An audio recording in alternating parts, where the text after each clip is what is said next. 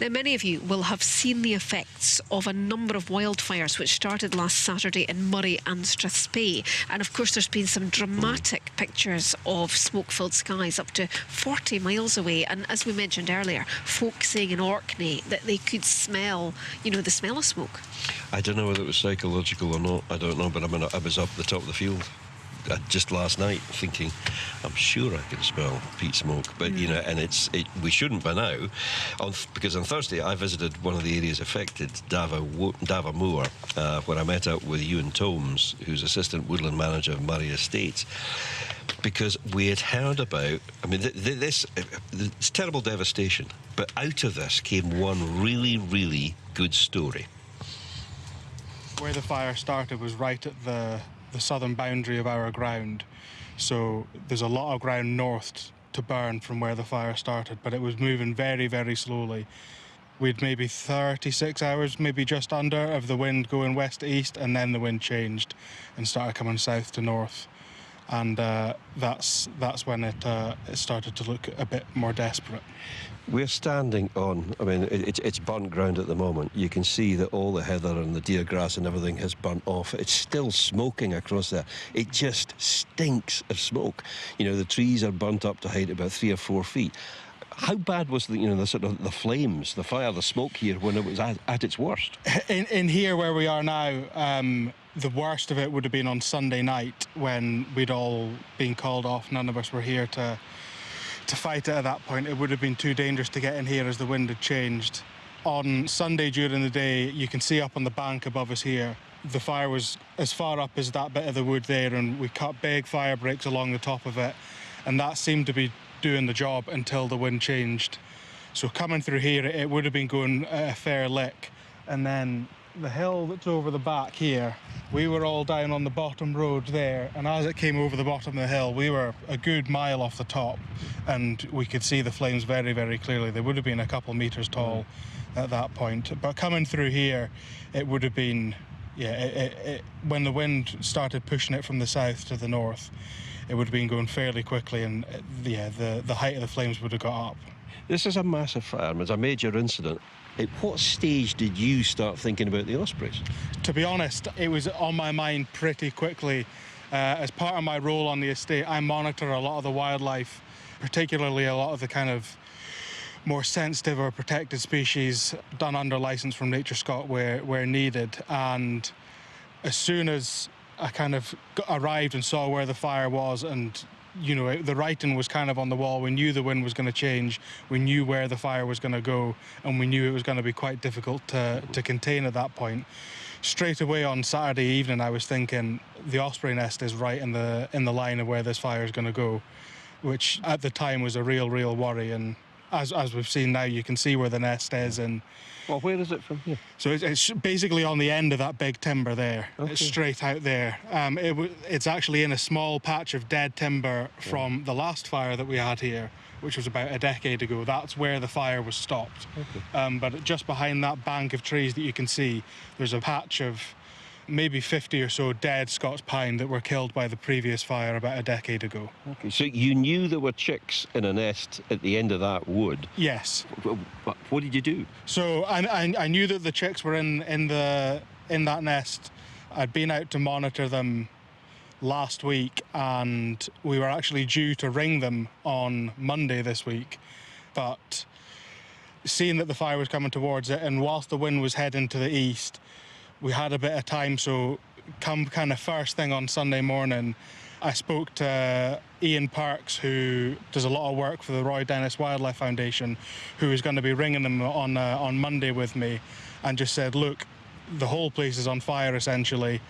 The osprey nest's probably going to get burnt out. And he immediately came back to me and said, do you want me to come out and lift them from the nest now?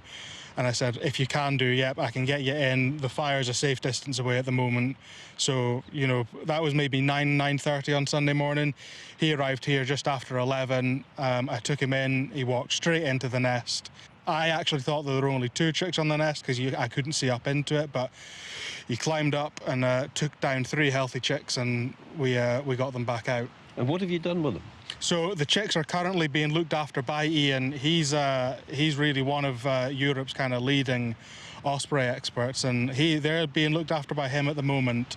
And then they're currently awaiting kind of examination by a vet, and there'll be a few health tests and stuff to make sure that they're okay, testing for disease and everything.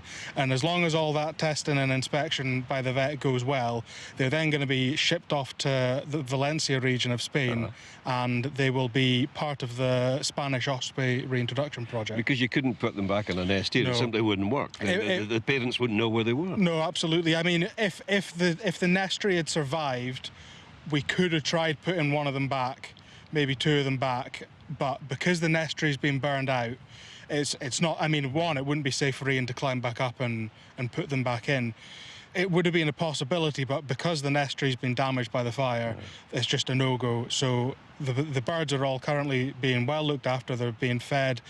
I was told that basically as soon as they were put into their little aviary, you know, they were calm, they were happy, they ate straight away. So it's really encouraging that they've handled, because it would have been incredibly stressful for them, not only the fire and the smoke being around, but then, you know, being hiked out the nest. And Can I just say how impressed I am with this? Because, I mean, you know, this landscape at the moment looks like sort of, you know, the photographs you see of World War I. It's that level of devastation.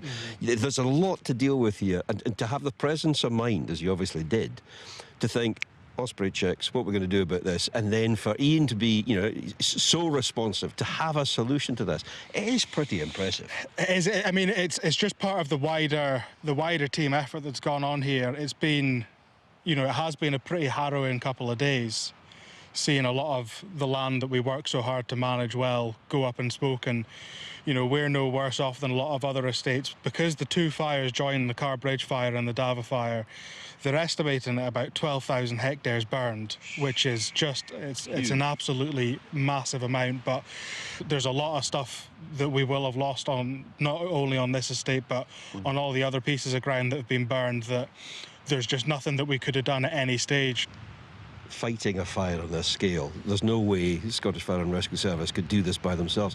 This was very much a community effort. Absolutely. The response from the land management community, but the wider community in general, has been fantastic. On this fire here, we had an awful lot of gamekeepers come out, which is always brilliant. We had keepers come down from Ullapool, over from kind of Glenshee direction, all through Deeside. A lot of the local keepers were already busy fighting the Car Bridge fire, so we really had to draw in on that resource. As well as keepers, with foresters, farmers, we had a team come up from the RSPB down at Abernethy. The amount of people that came here, and immediately they're on their kit, they're out on the hill, they're fighting the fire, they're doing the job that they need to do. It's been one of the very few positives that has come of this, is seeing the response of the people around. And then, as I said, the wider community, it has been really, really nice to see. People who work on the land tend to care for the land. I mean, looking across this, how does it make you feel? Yeah, it is. It's very, very kind of upsetting when you're working as a land manager and something like this happens, especially on this scale. And as tends to happen with big wildfires as well, it's the time of year when you've got a lot of young animals, young birds about. We work very, very hard to manage this land so that it gives nature as big a benefit as we can. And up on that hill that we can see in front of us, we'd numerous other very, very important species. We'd hen harriers, we'd merlins. There's nothing you can do. They're ground nesting birds. Unfortunately, the nests on that hill, the fire would have gone through them. There's absolutely no way that we could get to them. By the time the fire was coming up that face that we can see, it was going as fast that it was not safe for anyone to be in front of it fighting the fire. We just had to sit back and watch it go. So it is pretty devastating when we put so much effort into looking after the land and kind of doing as good a job as we can, and then it's all wiped out. I can still see plumes of smoke coming off the ground in several places round about here. Is this definitely out? As often happens, the initial kind of emergency response and getting the fire under control is quite hectic and stressful, but now we're into more of a kind of long controlled slog of monitoring the fire and dealing with any hotspots that do flare up. You and Tom's there. I'll be absolutely honest about it. I met him beside the AE box.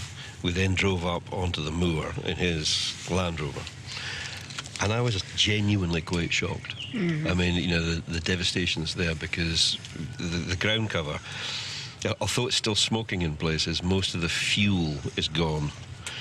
But peat, trees have been growing in peat, and the peat had burned away completely, leaving the roots exposed. And the next windy day, a lot of these trees are just going to blow over because there is nothing holding them up no other than support. balance at the moment. Yeah.